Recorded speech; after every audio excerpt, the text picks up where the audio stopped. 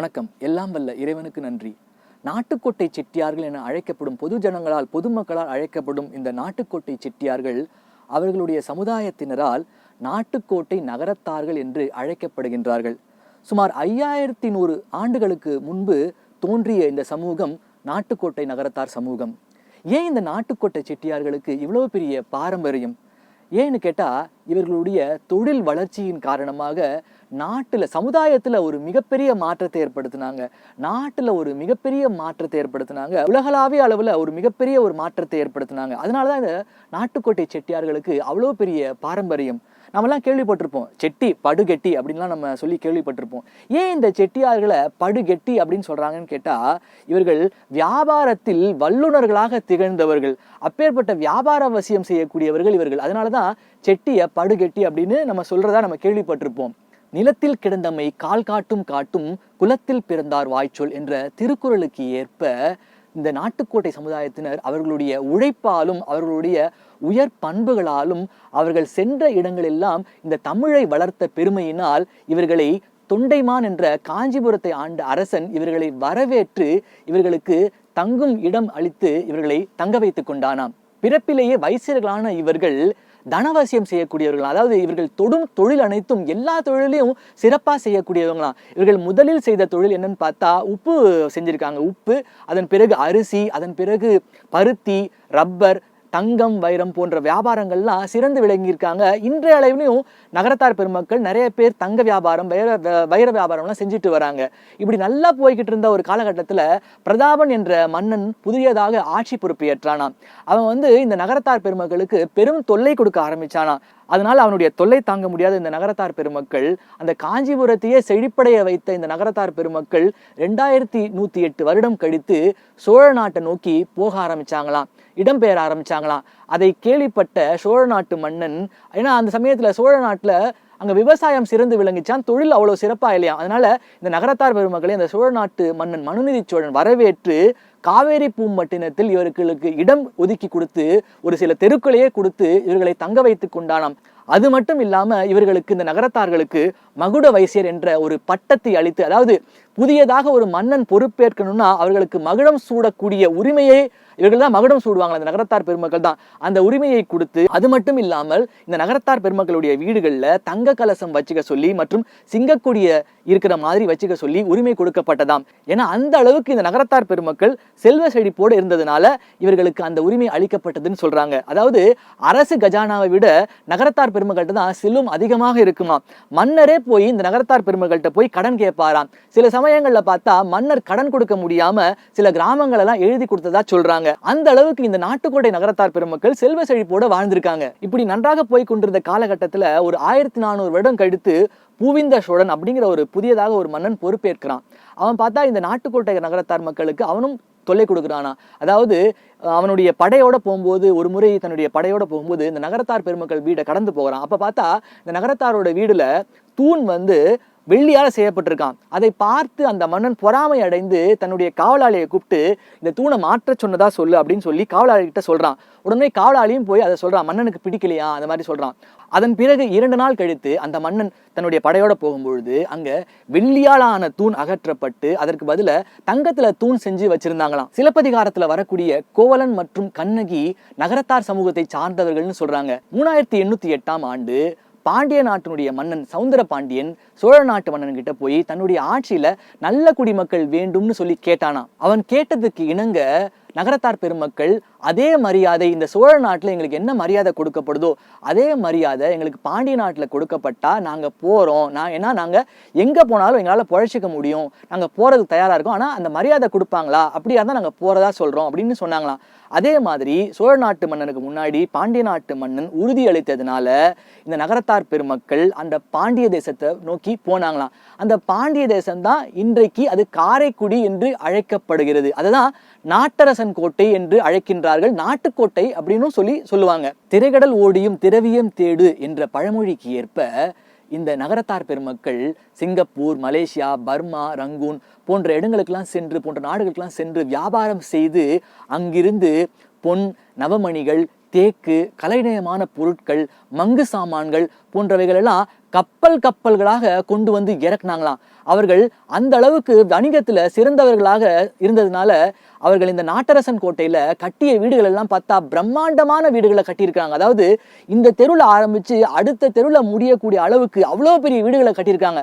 அதுவும் இல்லாம உலகத்தையே வியந்து பார்க்க வைக்கக்கூடிய அளவுக்கு அவர்கள் கட்டிய வீடு கட்டடக்கலை அப்பேற்பட்டது. உங்களுக்கு சமயம் கிடைச்சா போய் பாருங்க அந்த நாட்டரசன் கோட்டையில. அதாவது அங்க இருக்கக்கூடிய தேக்குகள்லாம் ஒரிஜினல் பர்மா தேக்குகளாக, அந்த தூண்கள்லாம் பர்மா தேக்குல செஞ்சு வச்சிருப்பாங்க.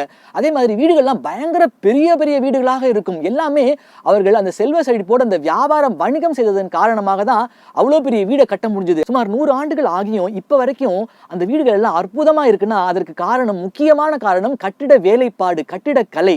அதுவும் இல்லாம நீங்க உலகத்திலே எங்கேயுமே பார்க்க முடியாது பெரிய பெரிய கதவுகளாக அந்த நாட்டரசன் கோட்டையில் இருக்கக்கூடிய வீடுகள்லாம் அவ்வளோ பெரிய பெரிய பிரம்மாண்டமான கதவுகளாக இருக்கும்.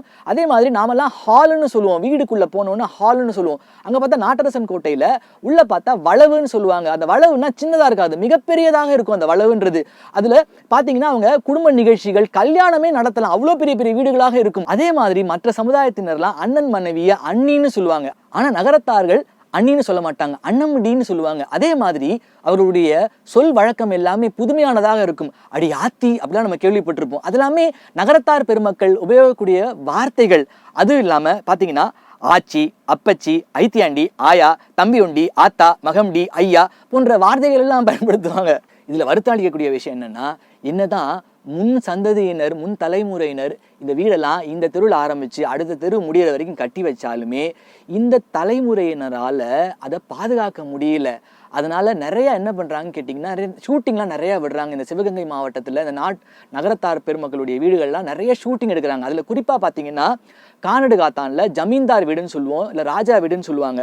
அதில் பார்த்தீங்கன்னா இப்போ நிறைய ஷூட்டிங்ஸ் எடுத்திருப்பாங்க. அது யாருதுன்னு பார்த்தா தொழிலதிபர் திரு எம் ராமசாமி அவர்களுடையது. அதை நீங்கள் பல படங்களில் பார்த்துருக்கலாம். நீங்கள் கண்டுகொண்டேன் அது மாதிரி நிறைய படங்களில் பார்த்துருக்கலாம். அதே மாதிரி 1000 ஜன்னல் வீடு காரைக்குடியில் இருக்கு. 1000 ஜன்னல் வீடு பல படங்களில் நீங்கள் பார்த்துருக்கலாம். அதே மாதிரி ஆத்தங்குடியிலலாம் நிறைய வீடுகளை பார்க்கறது, சுற்றி பார்க்கணும் அப்படின்னா 50 ரூபா வாங்கிக்கிட்டு நீங்கள் அந்த வீடுகளை போய் சுற்றி பார்க்கலாம்.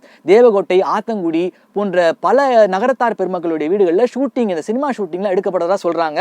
அதுவும் இல்லாமல் சில பேர் அவ்வளோ பெரிய வீடை வச்சுக்க முடியாம சில பாகங்களை விற்று கொண்டு வருவதாகவும் சொல்றாங்க. இந்த நகரத்தார் பெருமக்கள் நெற்றி நிறைய நீரும் நெஞ்சு நிறைய பக்தியும் உடையவர்களா இந்த நகரத்தார் பெருமக்கள். இந்த நகரத்தார்களை சிகரத்தார்கள் என்று சொல்கின்றார்கள். ஏன்னு கேட்டா அவர்கள் அப்பேற்பட்ட கொடை வள்ளல்களாக இருந்திருக்கிறாங்க. அதற்கு உதாரணமா பாத்தீங்கன்னா இப்போ வள்ளல் அழகப்ப செட்டியார சொல்றாங்க. அதாவது ஜவஹர்லால் நேரு பேசிட்டு வராராம். அதாவது நான் ஒரு விஞ்ஞான நிறுவனம் ஆரம்பிக்கணும், அதற்கு எனக்கு இவ்வளவு ஏக்கர் எனக்கு இடம் தேவைப்படுது, இவ்வளவு பணம் தேவைப்படுது அப்படின்னு சொல்லி அவரு அப்பதான் பேசிட்டு வராராம். இதை கேள்விப்பட்ட திரு அழகப்ப செட்டியார் அன்னைக்கு நைட்டே 12 மணிக்கு தன்னுடைய காரை எடுத்துக்கிட்டு போய் உள்ள ஜவஹர்லால் நேருவை பார்த்து அதற்கு இடம் 350 ஏக்கர் கொடுத்ததாகவும் 15 லட்சம் ரூபாய் செக்கு போட்டு கொடுத்ததாகவும் சொல்றாங்க. அப்பேற்பட்ட கொடைவள்ளலாக இந்த நகரத்தார் பெருமக்கள் திகழ்ந்திருக்கின்றார்கள். அதுவும் இல்லாம ஆலய பணி, இப்போ உலகம் முழுக்க நடக்கக்கூடிய முருக பக்தி அதிகமாக உடையவர்கள் இந்த நகரத்தார் பெருமக்கள். இந்தியாவிலே பாத்தீங்கன்னா நகர விடுதிகளை அதிகமாக கட்டியிருக்காங்க இந்த சமுதாயத்துக்காக. இப்போ நீங்க பாத்தீங்கன்னா காசி நகர சத்திரம் அவ்வளவு ஒரு பாரம்பரியமானது. அங்க மற்ற நகர விடுதிகள்ல இந்த சமுதாயத்தினர் மட்டும்தான் போய் தங்க முடியும். கேட்பாங்க நீங்க எந்த வீடு, உடனே கீழே வீடு இல்லை மேலே வீடு அப்படின்னு சொன்னா உடனே அலோவ் பண்ணுவாங்க. இல்லை அவங்களுடைய பங்காளிகளுடைய விவரத்தை கேட்பாங்க. ஆனா இந்த காசியில, வாரணாசியில அங்க கட்டப்பட்டிருக்கக்கூடியது 4 மாடி ஒரு கட்டிடம். அது இல்லாம ரொம்ப சொற்பமான தொகை தான், அவ்வளோ அற்புதமாக இருக்கும். அதுல எல்லா சமுதாயத்தினரும் போய் அதுல தங்கலாம். முன்னாடியே நம்ம ஃபோன் பண்ணி புக் பண்ணிக்கணும். அதுல இன்னும் சிறப்பான விஷயம் என்னன்னு கேட்டா 3 வேளை சாப்பாடுமே அங்க பைசா காசே வாங்காம டோக்கன் கொடுத்துருவாங்க. அங்க தங்குறவங்க டோக்கன் வாங்கிக்கிட்டா 3 வேளை சாப்பாடும் ஃப்ரீ. இது எல்லாமே கொடை கொடுக்கறது மூலமாக பல செல்வந்தர்கள், நகரத்தார் பெருமக்கள் அள்ளி அள்ளி கொடுப்பதன் மூலமாக இதெல்லாம் நடைபெற்று கொண்டு வருது. அதுவும் இல்லாமல் நீங்க அமெரிக்கா போனாலும் சரி, சிங்கப்பூர் போனாலும் சரி, மலேசியா போனாலும் சரி, எல்லா இடத்துலையுமே நகர விடுதிகளை கட்டியிருக்காங்க, இன்னும் கட்டிக்கிட்டும் வராங்க. அதற்கு காரணம் இந்த நகரத்தார் பெருமக்கள் பெரும் கொடை வள்ளல்களாக தானம் அளிக்கக்கூடியவர்களாக இருக்கிறதுனால இந்த நகரத்தார் பெருமக்களை சிகரத்தார்கள், நகரத்தார்கள் என்பவர்கள் சிகரத்தார்கள் என்று போற்றப்படுகின்றார்கள். அதே மாதிரி இந்த நகரத்தார் பெருமக்கள் வாக்கு தவறவே மாட்டாங்களாம். ஒரு வாக்கு கொடுத்துட்டாங்கன்னா அதை நான் தரேன்னு சொல்லியாச்சுன்னா அதை சொன்னபடி கொடுத்துருவாங்களாம். இப்போ ஒரு பேச்சு, அப்போ ஒரு பேச்சு, அதெல்லாம் கிடையவே கிடையாது. அதே மாதிரி மிக சிக்கனமாக இருக்கக்கூடியவர்களாம் இந்த நகரத்தார் பெருமக்கள். அதற்கு உதாரணம் சொல்லணும்னா ஏவி மெய்யப்ப செட்டியார் அவர் இறப்பதற்கு முந்தின நாள் பார்த்தா அவருடைய வீட்டுல பாத்ரூம் லைட் எரிஞ்சிட்டு இருந்தான். உடனே அவர் சொன்னாராம், எதுக்கு தேவையில்லாம அந்த லைட்டை எரிய வச்சுட்டு இருக்கீங்க, ஆஃப் பண்ணுங்கன்னு சொன்னாராம். அப்பேற்பட்ட ஒரு சொத்து பத்துடைய திரு ஏவி மெய்யப்ப செட்டியார் கிட்ட தான் பாரதியாருடைய பாடல்கள்லாம் காப்பிரைட் செஞ்சுதான். அதை நாட்டுடைமை ஆக்கிறதுக்காக எவ்வளவு வேணா தரேன்னு சொன்னாங்களாம். அதாவது கிட்டத்தட்ட 1 கோடி ரூபாய் கேட்டிருந்தா கூட கொடுத்துருப்பாங்களாம். ஆனா திரு ஏவி மெய்யப்ப செட்டியார் அதை இலவசமாக நாட்டுடைமை ஆக்குவதற்கு எந்த ஒரு பணமுமே பெற்றுக்கொள்ளாமல் இலவசமாக அதை நாட்டுடைமை ஆக்குவதற்கு கொடுத்தாராம். அந்த அளவுக்கு இந்த நகரத்தார் பெருமக்கள் மிகப்பெரிய பரந்த மனப்பான்மை உடையவர்கள். இப்போ ஒரு இடத்துல ஒரு நன்கொடை கேட்கறதுக்காக ஒரு செட்டியாரை போய் பார்க்க போயிருக்காங்க.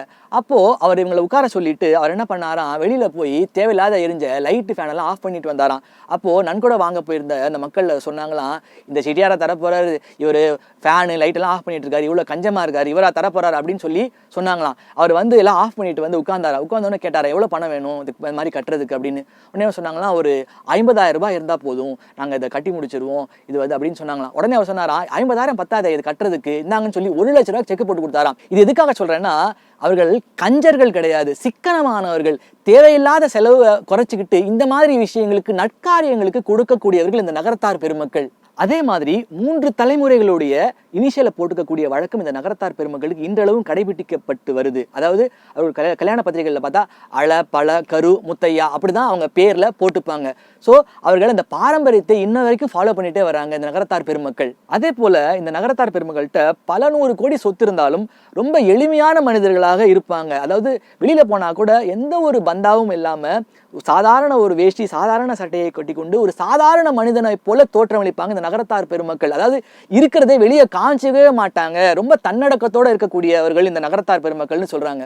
அது மட்டும் இல்லாமல் இந்த சமுதாயத்தினரிடம் தான் நகரத்தார் சேம்பர் ஆஃப் காமர்ஸ் அப்படிங்கிற ஒரு அமைப்பை ஏற்படுத்தியிருக்காங்க. அதாவது இந்த நகரத்தார் பெருமக்கள் செய்யக்கூடிய வியாபாரம் செய்யக்கூடியவர்கள்லாம் ஒன்றாக சேர்ந்து இந்த நகரத்தார் சேம்பர் ஆஃப் காமர்ஸை ஏற்படுத்தியிருக்காங்க. இதை ஏற்படுத்தக்கூடியதன் காரணம் என்னன்னு பார்த்தீங்கன்னா, வியாபாரத்தை வணிகத்தை பெருக்குவதற்காகவே, அதாவது ஒருத்தருக்கு ஒருத்தர் உதவியாக இருக்கும் அப்படிங்கிற ஒரு நோக்கத்துல, இப்போ இவர் வந்து ஒரு வியாபாரம் செஞ்சுட்டு இருக்காருன்னா இவர் வந்து இவருக்கு உதவி செய்யலாம், இந்த நகரத்தார் இவருக்கு உதவி செய்யலாம் அப்படின்ற ஒரு நோக்கத்தோட நல்ல நோக்கத்தோட இந்த சமுதாயத்தினர் மட்டும்தான் இந்த மாதிரி நகரத்தார் சேம்பர் ஆஃப் காமர்ஸ் அப்படிங்கிற ஒரு அமைப்பை ஏற்படுத்தியிருக்காங்க. இந்த அமைப்பு பார்த்தீங்கன்னா சிங்கப்பூர்ல ஒரு மாநாடு நடந்தது, மற்றும் துபாயில ஒரு மாநாடு நடந்தது, பல வெளிநாடுகளில் இந்த மாநாடுகள் நடத்துறாங்க, சென்னையில நடத்துறாங்க, திருச்சியில நடத்துறாங்க, பல புதிய புதிய விஷயங்களை ஏற்படுத்துறாங்க. வணிகத்தை பெருக்குவதற்காகவே இந்த ஒரு அமைப்பு ஏற்படுத்தப்பட்டிருக்கின்றது. இன்னொரு சிறப்பான விஷயம், இந்த நகரத்தார் பெருமக்கள்கிட்ட இவர்கள் நடத்தக்கூடிய கல்யாணம் திருமண வைபவம் அவ்வளோ அழகா இருக்கும். அதாவது மனை போடுதல்னு சொல்லுவாங்க. அந்த மனையில கோலம் போட்டு அதுல தான் மணமக்களை உட்கார வச்சு தாலி கட்ட வைப்பாங்க. அதே மாதிரி திருப்பூட்ட போலாம் வாங்கன்னு சொல்லுவாங்க. திருப்பூட்டுதல் அப்படின்னா மாப்பிள்ளையை அழைத்து கொண்டு பெண் வீட்டுக்கு சென்று தாலி கட்டும் நிகழ்வை தான் திருப்பூட்டுதல் அப்படின்னு சொல்றாங்க. அதே மாதிரி நல்ல விஷயங்கள் நடந்தாதான் மற்ற சமுதாயத்தினர் மற்ற ஜாதியினர்லாம் சங்கு ஊதுவாங்க. ஆனா இந்த நகரத்தார் பெருமக்கள் பார்த்தீங்கன்னா அவர்களுடைய திருமண வைபவத்தின் போது சங்கு ஊதக்கூடிய பழக்கத்தை வைத்திருக்கிறாங்க. அது இல்லாம பொங்கல் போது பார்த்தீங்கன்னா பொங்கல் சாதாரணமாக வைக்க மாட்டாங்க. பொங்கல் அன்னைக்கு அவர்கள் கோலம் எல்லாம் போட்டு அதன் மேலதான் பொங்கல் பானையெல்லாம் வைப்பாங்க. வச்சு பொங்கல் பொங்கும் பொழுது சங்கூதும் பழக்கத்தை கொண்டவர்கள் இந்த நகரத்தார் பெருமக்கள். அதே மாதிரி இந்த சமுதாயத்தினர் தாலியை தாலின்னு சொல்ல மாட்டாங்க, கழுத்தீர்னு சொல்லுவாங்க. அதாவது எங்கேயுமே நீங்க அந்த தாலியை பார்த்துருக்கவே முடியாது. அந்த கழுத்தீர் அவ்வளோ பெரியதாக இருக்கும். அதை இலங்கைக்காரங்க ஸ்ரீலங்கன் என்ன சொல்லுவாங்களா, இரும்பு போட்டி தாலின்னு சொல்லுவாங்களா. ஏன் இரும்பு போட்டி தாலின்னு பார்த்தா அவ்வளோ பெரியதாக இருக்கும் அந்த தாலி. நீங்க கூகுளில் சர்ச் பண்ணீங்கன்னா, மற்றபடி பார்த்தா அதை திருமணத்தன்று கட்டி கொண்டு அதற்கு பிறகு லாக்கர்ல கொண்டு போய் வச்சிருவாங்க. அது அவ்வளோ பெரிய தாலியா இருக்கும். அதனாலதான் அதை இரும்பு போட்டி தாலி அப்படின்னு சொல்றதா கேள்விப்பட்டோம். அதே மாதிரி எல்லா கல்யாண நிகழ்வுகள்லையும் பெண்ணுக்கு தான் மெட்டி போடுவாங்க. ஆனா இந்த நகரத்தார் பெருமக்களுடைய கல்யாணத்துல பாத்தீங்கன்னா மாப்பிள்ளைக்கு மெட்டி போடுவாங்க. அதாவது கல்யாணம் நடக்கிறதுக்கு முன்னர் 2 நாளுக்கு முன்னாடி மாப்பிள்ளையோட காலில் மெட்டி போடுவாங்க. மெட்டி போட்டாச்சுன்னா அந்த மாப்பிள்ளை வெளியே போகவே கூடாது. அப்போ நண்பர்கள்லாம் கிண்டல் பண்ணுவாங்களா, பையன் மாப்பிள்ளை மாட்டிக்கிட்டாரு அப்படின்னு சொல்லிட்டு. அதே மாதிரி இப்போ கல்யாணங்கள்லாம் பார்த்தா இப்போ 3 நாட்கள் நடக்குது, சுருங்கி போய் 2 நாட்கள் நடக்கிறதா சொல்றாங்க இந்த நகரத்தாருடைய கல்யாணங்கள்லாம். முன்னாடிலாம் பார்த்தா 7 நாள் ஒரு சிறப்பான ஒரு கல்யாணமாக இருக்குமா. அது இல்லாமல் அவங்க திருமண வைபவத்தின் போது நிறைய சம்பிரதாயங்கள் சடங்குகள்லாம் வந்து ஃபாலோ பண்ணுவாங்களாம். அதாவது வேவிறக்கிறது அப்படின்னு சொல்லுவாங்க. மாப்பிள்ளை வீட்டாரும் பெண் வீட்டார் சொந்தமும் அழைக்கப்பட்டு ஒரு சொலகு மாதிரி ஒரு விஷயம், அதுக்குள்ள அரிசி போட்டுப்பாங்களாம். அதுல கையில பிடிச்சு கொடுக்குற ஒரு நிகழ்வை தான் வேவிறக்குதல் அப்படின்னு இந்த நகரத்தார்கள் கடைபிடிப்பு தான் சொல்றாங்க.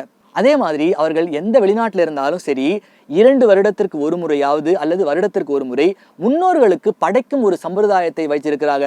அப்ப பாத்தீங்கன்னா அந்த படைக்கும் பொழுது நிறைய பேருக்கு சாமி வருமா, சாமி வந்து எனக்கே இவ்வளவு நாள் படைக்காம இருந்தா அப்படிலாம் நிறைய பேருக்கு சாமி வந்து சொல்லுவாங்களாம். அதுல பாத்தீங்கன்னா அவர்கள் நிறைய நகைகள்லாம் வாங்கி அந்தந்த ஒரு பங்காளிகள்லாம் அழைக்கப்பட்டு எல்லார்ட்டையும் நகை வாங்கி அந்த நகையை வந்து ஒரு சொலகு மாதிரி ஒரு இதுல போய் கட்டி போட்டு அதுல பூஜை முடிச்ச பிறகுதான் அந்த நகையெல்லாம் எடுத்து கொடுப்பாங்களாம். அப்போது நிறைய பேருக்கு சாமி வரும். சாமி வந்து ஏன் நீ படைக்காம இருக்கிற, எனக்கு அடுத்த வருஷம் எனக்கு இந்த படைப்பு படை, ஆட்டு பூசை கொடு, எனக்கு கோழி பூசை கொடு அப்படின்லாம் வந்து அந்த சாமி வந்து முன்னோர்கள் உள்ள அவர்களுக்குள்ள இறங்கி சொல்றாங்க.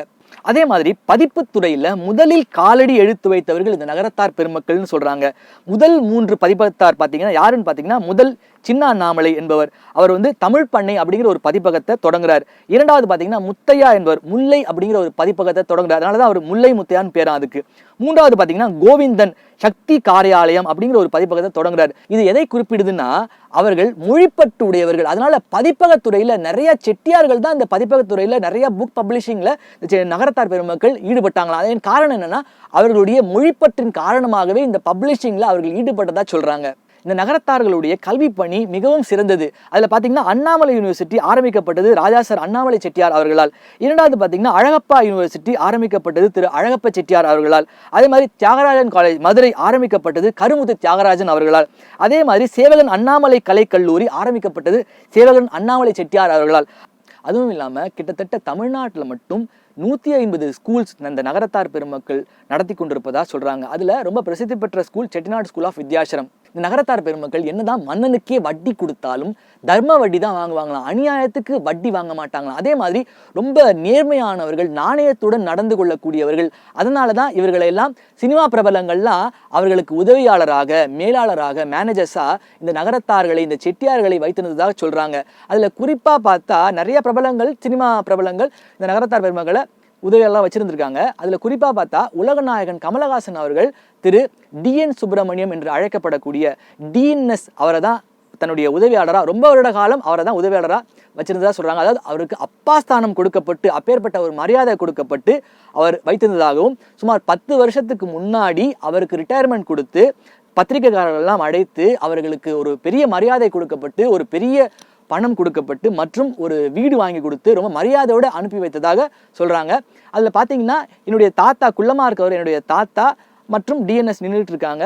எங்க தாத்தாவும் DN சுப்பிரமணியம், DNS என்று அழைக்கப்படக்கூடிய DN சுப்பிரமணியம் அவர்களும் ரொம்ப க்ளோஸ் ஃப்ரெண்ட்ஸ், ஸ்கூல்மேட், கிளாஸ்மேட், வாடா போடா நண்பர்கள். அதனால எங்க தாத்தா சின்ன வயசுலலாம் என்ன அடிக்கடி ஆழ்வார்பேட்டில் இருக்க கமலஹாசன் ஆஃபீஸ்க்கு அடிக்கடி கூட்டிட்டு போவாங்க. அப்போ நான் நிறையா முறை கமலஹாசன் ஆஃபீஸ்க்கு போயிருக்கேன். அவங்க வாடா போடான்னு பேசிப்பாங்க. நிறைய நிகழ்வுகள் அந்த ஆஃபீஸில் நான் நடக்கிறத பார்த்துருக்கேன். அதே போன்று நகரத்தார் பெருமக்கள் தொழில்துறையில் சிறந்து விளங்கக்கூடியவர்கள் யாருன்னு பார்த்தா AMM Murugappa Chettiar, Murugappa group of companies மற்றும் Parry's, MCTM Chidambaram, Indian overseas bank மற்றும் SPIC group of companies, late mister MA Chidambaram, இப்போ திரு AC முத்தியா அவர்கள் தான் அதை நிர்வகிக்கிறாங்க. உங்களுக்குலாம் தெரிஞ்சிருக்கும் MA Chidambaram stadium, Chetpet cricket ground, இப்போ நிறைய மேட்சஸ்லாம் நடந்திருக்கும். அது வந்து MA சிதம்பரம் அவர்களுக்கு மரியாதை அளிக்கக்கூடிய விதமாக அந்த ஸ்டேடியம் தொடங்கப்பட்டது. Chettinad group of companies, late Thiru MAM Ramasamy அவர்கள், இப்போ அதனுடைய நிர்வாகி யாருன்னு பார்த்தா அவருடைய மகன் திரு MAMR முத்தையா அலைஸ் ஐயப்பன். அவர் இந்த சமுதாயத்திற்காக மிகப்பெரிய ஒரு விஷயங்களை, இந்த வணிகத்தை உயர்த்துவதற்காக, இந்த மக்களை உயர்த்துவதற்காக நிறைய விஷயங்களை செஞ்சுக்கிட்டு வர்றார். ஸோ இதில் நான் என்ன சொல்ல வரேன்னா, இதை பார்த்து கொண்டு இருப்பவர்கள் நீங்க நகரத்தார் பெருமக்களாக இருக்க வேண்டாம். ஆனா ஒவ்வொருத்தருக்குள்ளேயும் ஒரு ஆற்றல் இருக்கு. ஒரு வணிகம் சார்ந்துதான் இந்த சமுதாயம், இந்த நகரத்தார் சமுதாயம் உயர்ந்த ஒரு இடத்திற்கு வர முடிஞ்சது. அதனாலதான் அவர்களால் ஒரு பெரிய பெரிய வீடுகளை கட்ட முடிஞ்சது. ஏன்னா ஒரு வேலை பார்த்து என்னதான் வேலை பார்த்தாலும் இவ்வளோ பெரிய வீடை கட்ட முடியாது. அப்போ அந்த வணிகத்துக்கு எவ்வளவு பெரிய ஒரு சக்தி இருக்கு. அப்போ நகரத்தார் பெருமக்கள் நிறைய பேர் இப்போ அவர்களுடைய மகன் மகள்லாம் வேலைக்கு போயிடுறாங்க. தொன்று தொட்டு பார்த்தா அவர்களுடைய மரபணுலே, டிஎன்ஏலே அந்த ஜீன் இருக்கு, அந்த வியாபாரத்திற்கான அந்த ஜீன் இருக்கு. அப்போ அவர்கள் கொஞ்சம் கால்குலேட்டடா ரிஸ்க் எடுத்தாங்கன்னா கண்டிப்பாக அந்த வணிகம் சிறக்கும். அந்த வணிகம் சிறப்பதன் மூலமாக இந்த சமுதாயத்துல ஒரு மாற்றத்தை ஏற்படுத்த முடியும், மற்றும் இந்த நாட்டுக்கு ஒரு மாற்றத்தை ஏற்படுத்த முடியும், மற்றும் உலகளாவிய அளவுல ஒரு பொருளாதாரத்துல ஒரு மிகப்பெரிய ஒரு வளர்ச்சியை ஏற்படுத்த முடியும். அப்ப நீங்க ஒரு 100 பேருக்கு நீங்க வேலை கொடுக்க முடியும். அதனால ஒரு பெரிய வேலை வாய்ப்புகளை ஏற்படுத்த முடியும். அதனால இளைஞர்களை இதை பார்த்து கொண்டு இருக்கும் இளைஞர்கள் மற்றும் நகரத்தார் பெருமக்கள் பார்த்துக்கிட்டு இருந்தீங்க அப்படின்ற பட்சத்துல எல்லாரும் ஸ்டேட்ஸுக்கு போய் செட்டில் ஆகிறத விட்டுட்டு கொஞ்சம் ஒரு கஷ்டம்தான், கொஞ்சமாக நீங்கள் யோசித்து நல்ல கால்குலேட்டர் ரிஸ்க் எடுத்து ஒரு வியாபாரம் செஞ்சீங்க அப்படின்ற பட்சத்தில் தனி மனிதனாக நீங்களும் உயருவீங்க, அதன் மூலமாக இந்த சமுதாயம் உயரும் அப்படின்னு தான் என்னுடைய தாழ்மையான கருத்து. இதை இந்த பதிவை உங்களுடைய நண்பர்களோட பகிருங்க, நிறைய பகிருங்க. அதன் மூலமாக வணிகம் சிறக்கட்டும், நம்ம நாடு மேம்படும் அதன் மூலமாக. அதே போல் இந்த நாட்டுக்கோட்டை, நாட்டரசன் கோட்டை, இந்த தேவகோட்டை, காரைக்குடி அங்கெல்லாம் பார்த்தீங்கன்னா எப்படி காக்காவெல்லாம் நம்ம நார்மலாக இயல்பாக பார்க்குறோமோ அது போல் மயில்களை, அதிகமான மயில்களை நாட்டுக்கோட்டையில் நம்ம நிறைய பார்க்க முடியும். அதனால தான் ரொம்ப பயப்படுவாங்க இந்த அரிசி காய வைக்கிறதுக்கு, இந்த வத்தல் வடாமலாம் காய வைக்கிறதுக்கு. ஏன்னா மயில் கொத்திட்டு போயிடும், இல்லை தொந்தரவு பண்ணணும்னு. அவ்வளவு மயில்கள் அந்த நாட்டரசன் கோட்டையில், அவ்வளோ மயில்களை நீங்கள் இயல்பாக பார்க்க முடியும். அதே மாதிரி இந்த நாட்டுக்கோட்டை செட்டியார்கள் வருடத்திற்கு ஒரு முறை பிள்ளையார் நோன்பு அப்படின்னு சொல்லி இது ஒரு அரிசியில் மாவெல்லாம் அவங்க சேர்த்து, இந்த மாவிளக்கு மாதிரி ஒரு மாவெல்லாம் சேர்த்து, இது ரொம்ப பிரசித்தி பெற்ற ஒரு எல்லா செட்டியார்கள் நகரத்தார்களோட வீட்டில் வருடத்திற்கு ஒரு முறை இந்த பிள்ளையார் நோன்பு கொண்டாடப்படும். அப்போது இந்த இலை எடுக்கிறது அப்படின்னு சொல்லுவாங்க. அந்த இலையை எடுத்து மற்ற ஜாதியினருக்கு, மற்றவர்களுக்கு பார்க்கும்போது ரொம்பவே அது வித்தியாசமாக இருக்கும். என்னடா அது வாயில் தூக்கி ஒரு நெருப்பை தூக்கி போடுறாங்களே, சாப்பிட்றாங்களே ஏதோ அப்படின்னு. அதை யார் எடுத்து கொடுப்பான்னு பார்த்தா, அந்த இலை, அந்த மாவிளக்கை யார் எடுத்து கொடுப்பான்னு பார்த்தா, வீட்டில் யார் பெரியவர்களாக இருக்காங்களோ அவங்க தான் அதை எடுத்து கொடுப்பாங்க. இது ஒரு வருடத்திற்கு ஒரு முறை அனைத்து நகரத்தார்கள் வீடுலையும் இது சிறப்பாக இந்த பூஜை செய்யப்படும். பிரபலமான பாடலாசிரியர் நமக்கு எல்லாருக்குமே தெரிஞ்சிருக்கும் சிறுகூடல்பட்டி கவி சக்கரவர்த்தி திரு கண்ணதாசன் அவர்கள். பிரபலமான இயக்குநர்கள் நகரத்தார்களில் பார்த்தா லேட் திரு ராமநாராயணன் அவர்கள் மற்றும் திரு SP முத்துராமன் அவர்கள், திரு வசந்த், திரு கரு பழனியப்பன் அவர்கள். பிரபலமான அரசியல்வாதிகள் யாருன்னு பார்த்தா லேட் திரு ராமநாராயணன் அவர்கள் மற்றும் ப. சிதம்பரம் கானடு காத்தான், கார்த்திக் சிதம்பரம், திரு பழ கருப்பையா காரைக்குடி, ரகுபதி மற்றும் SP முத்துராமனுடைய பிரதர் திரு சுப வீரபாண்டியன் அவர்கள். நகரத்தார்களில் பிரபலமான தியேட்டர் அதிபர்கள் யாருன்னு பார்த்தா அபிராமி தியேட்டர் திரு அபிராமி ராமநாதன் அவர்கள், கமலா தியேட்டர் திரு VN சிட்டி வள்ளியப்பன் அவர்கள், 3வது சங்கம் தியேட்டர்ஸ், 4வது சோனாமினா தியேட்டர் திருச்சி. நகரத்தார்களில் பிரபலமான நடிகர் யாருன்னு பார்த்தா இப்பொழுதைக்கு சுப்பு பஞ்சு அருணாச்சலம் அவர்கள். நகரத்தார்களில் பிரபலமான நீதியரசர்களாக யாருன்னு பார்த்தா முன்னாள் சுப்ரீம் கோர்ட் ஜஸ்டிஸ் திரு AR லக்ஷ்மணன் அவர்கள், திரு சொக்கலிங்கம் அவர்கள். அதே போல ஜஸ்டிஸ் திரு AR லக்ஷ்மணன் அவர்களால் கட்டப்பட்ட சாய்பாபா கோயில் மிகவும் பிரபலமான ஒரு கோயிலாக, தேவகோட்டையில் பிரபலமான ஒரு கோயிலாக திகழ்ந்து கொண்டு வருகிறது. ராமேஸ்வரம் போறவங்க, அந்த சாய்பாபா பக்தர்கள் அந்த கோயிலை பார்க்கணும்னு நினைக்கிறவங்க தேவகோட்டையில போய் ஜஸ்டிஸ் கட்டின கோயில் எங்க இருக்குன்னு கேட்டா எல்லாருமே உங்களுக்கு வழி சொல்லுவாங்க. அங்க போய் பார்க்குறவங்க பார்க்கலாம். சினிமாவில் பிரபலமான தயாரிப்பாளர்களாக இருந்தவங்க யாருன்னு பார்த்தீங்கன்னா லேட் திரு AV மெய்யப்ப செட்டியார் அவர்கள், AVM குரூப். இப்பொழுது திரு AVM சரவணன் அவர்கள், அப்புறம் திரு பஞ்சு அருணாச்சலம், லேட் திரு பஞ்சு அருணாச்சலம் அவர்கள் மற்றும் தேனாண்டால் பிலிம்ஸ் முரளி ராமசாமி மற்றும் ஹேமா ருக்மணி அவர்கள். நாட்டுக்கோட்டை நகரத்தார் மக்கள் அவர்களுடைய பிள்ளைகளுக்கு வைக்கக்கூடிய பெயர்கள் என்னன்னு பார்த்தா, ஆணில் பார்த்தா செல்லப்பன், அழகப்பன், வீரப்பன், முத்தையா, முத்து வீரப்பன், மெய்யப்பன், மீனாட்சி சுந்தரம், லக்ஷ்மணன், கண்ணப்பன், பழனியப்பன், சாத்தப்பன், பெத்தாச்சி, அடைக்கப்பன், முருகப்பன், நாகப்பன், மாணிக்கம், சிதம்பரம், முத்துக்கருப்பன், வெங்கடாச்சலம், வள்ளியப்பன், அருணாச்சலம், ராமநாதன். பெண் பிள்ளைகளுக்கு பார்த்தீங்கன்னா அடக்கம்மை, அழகு மீனாள், வள்ளியம்மை, சோலை மீனாள், முத்து மீனாள், ஞானாம்பிகை, கோதை, மீனாட்சி, உண்ணாமலை, முத்துலட்சுமி, மெய்யம்மை, சிவகாமி, நாச்சம்மை, ஏகம்மை, பிச்சம்மை, பெத்தாள், சீதாலட்சுமி, சிகப்பி, உமையாள், வசந்தா, சொர்ணவல்லி. சிவகங்கை மாவட்டம் காரைக்குடியை தான் நாட்டரசன் கோட்டைன்னு சொல்றாங்க. அங்க இருக்கக்கூடிய பிரபலமான ஊர்கள் என்னன்னு பார்த்தீங்கன்னா நெற்குப்பை, பள்ளத்தூர், அரிமளம், கானடு காத்தான், ஆத்தங்குடி, செட்டிநாடு, பரமக்குடி, சிறுகூடல்பட்டி, தேவகோட்டை, காரைக்குடி, மாத்தூர், மணலூர், பாகனேரி, ஒக்கூர், கண்டனூர், கன்றமாணிக்கம், பட்டமங்கலம், கோணாபட்டு, குழிபிறை, பொன்னமராவதி.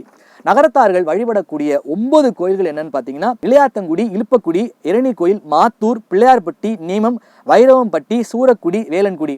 அதே மாதிரி நகரத்தார்கள் ஒரே கோயிலை சேர்ந்தவர்கள் பெண் கொடுத்து பெண் எடுக்க மாட்டார்களாம். அதாவது சம்பந்தம் வச்சுக்க மாட்டாங்க. வெவ்வேறு கோயில்கள் இருந்தால் தான் அவங்க பெண் கொடுத்து சம்பந்தம் பண்ணிப்பாங்களாம். செட்டிநாட்டில் பிரபலமான பலகாரங்கள் என்னன்னு பார்த்தீங்கன்னா தேன்குழல், அதாவது தேங்குழல்னுவாங்க, அது முறுக்கு, மனோலம், பாசிப்பருப்பு உருண்டை, அதாவது மா உருண்டை, அதிரசம். சாயங்கால வேளைகளில் அவங்க செய்து சாப்பிடக்கூடியது பார்த்தீங்கன்னா கருப்பட்டி பணியாரம், குழி பணியாரம், வெள்ளப்பணியாரம், ரொம்ப ஃபேமஸ் கந்தரப்பம், அதாவது அரிசி பருப்பு சேர்த்து வெந்தயத்தோடு சேர்த்து செய்வது தான் கந்தரப்பம்னு சொல்லுவாங்க. அதே மாதிரி கல்யாணத்துக்கு பார்த்தீங்கன்னா சீர்வரிசைகளாக அவர்கள் முறுக்கு கொடுப்பாங்க. முறுக்குனா சின்ன முறுக்கு இல்லை, நீங்கள் மிகப்பெரிய முறுக்கு, அதாவது அந்த வசதிக்கு ஏற்ப 100 முறுக்கு தருவார்களாம், 200 முறுக்கு தருவார்களாம். அவ்வளோ பெரிய பெரிய முறுக்காக இருக்கும். முறுக்கு மற்றும் மனோகலத்தை அவர்கள் சீர்வரிசையோட சேர்த்து கொடுப்பாங்களாம். அதே மாதிரி நகரத்தார் கல்யாணங்களில் பரிமாறப்படும் பிரபலமான உணவுகள் பார்த்தீங்கன்னா கவனரிசி, பால் பணியாரம், இளநீர் பாயாசம், அடை அவியல், மண்டி, பிளாக்கரி. நகரத்தார் பெருமக்கள் படிக்கக்கூடிய பத்திரிகைகள் நகரத்தார்களை சார்ந்து என்ன பத்திரிகைன்னு பார்த்தா நமது செட்டிநாடு மற்றும் ஆட்சி வந்தாச்சு. இந்த வீடியோ பிடிச்சிருந்தா லைக் பண்ணுங்க, ஷேர் பண்ணுங்க, கமெண்ட் பண்ணுங்க, சப்ஸ்கிரைப் பண்ணாதவங்க சப்ஸ்கிரைப் பண்ணிக்கோங்க. அப்பதான் தொடர்ச்சியா போடக்கூடிய எல்லா வீடியோஸும் வரும். அடுத்த வீடியோ சந்திப்போம். நன்றி, வணக்கம். இப்போ ஜாதகம் பாக்குறவங்க நான் என்ன சொல்லுவேன்னா, கருங்காலி மாலை அண்ட் கருங்காலி பிரேஸ்லெட் இதெல்லாம் நீங்க ஒரு பாசிட்டிவ் மைண்ட் வேணும், ஒரு லைஃப்ல நிறைய பண வரவு வரணும், நான் எதை தொட்டு கொடுக்குறேனோ சுபிக்ஷம் தொலங்காதவனும் தொலங்கிடுவானுங்க, நான் தொட்டாவே தொலங்கிடுவானுங்க.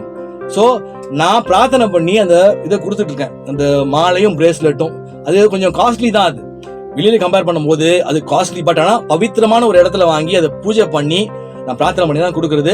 விருப்பமா இருக்கவங்க இந்த வாட்ஸ்அப்க்கு நீங்க தொடர்பு கொண்டு அந்த மாலை பிரேஸ்லெட்டை வாங்கிக்கலாம்.